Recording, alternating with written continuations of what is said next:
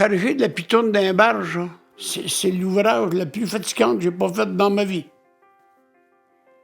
Bûcher à côté de ça,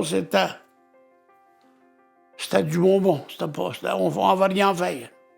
L'eau, à l'époque de la pitoune, c'était un facteur essentiel au développement des forêts. Parce qu'on n'avait presque pas de route. Le transport par camion était impensable. Il y a certains chantiers où on pouvait se rendre juste avec un cheval. D'autres fois, c'était en snowmobile qui commençait. Mais là, on ne parle pas de transport de bois. Donc, tout ce bois-là qui était pour être coupé devait être apporté à un cours d'eau qu'on appelait la dompe. Donc, les gars coupent du bois, ils le cordent, ils l'étendent pour être mesuré. On mesurait. Si tout le mesurage fait, tout le bois était charrié sur une dompe, c'est-à-dire une glace qui permettrait au bois, à la drave, à la fonte des glaces, d'être dravé par la rivière l'Assomption, par la rivière Noire, par la rivière Waro, jusqu'à la rivière l'Assomption, descendait Saint-Côme, passait à Sainte-Béatrix. Et là, les gens voyaient passer les draveurs.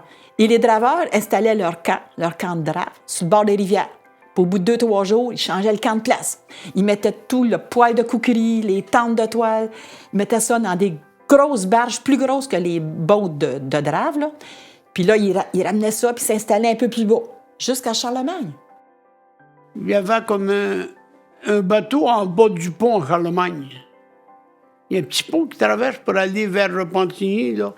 On suivait la route 48 dès le temps, puis on tournait à gauche, là. Puis la chargeuse était là. Il y avait 2 barges à chaque côté de la chargeuse.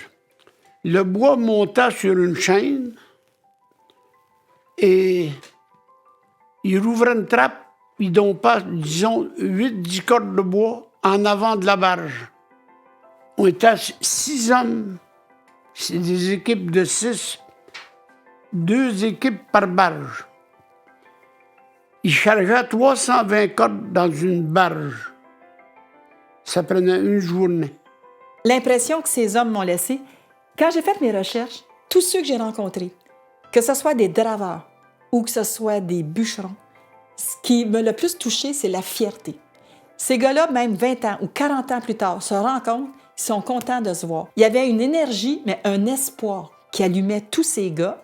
Il y en a qui ont fait leur carrière là-dedans, qui ont travaillé 20, 30, 40 ans dans le bois et avec un grand plaisir. Et on reconnaissait leur travail à la mesure de leurs efforts. Puis je pense, pour les gens de cette époque-là, que le travail était une valeur importante.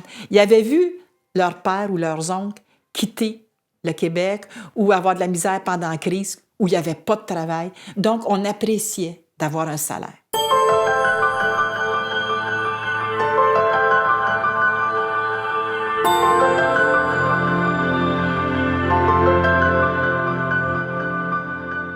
La MRC de l'Assomption, un patrimoine à découvrir.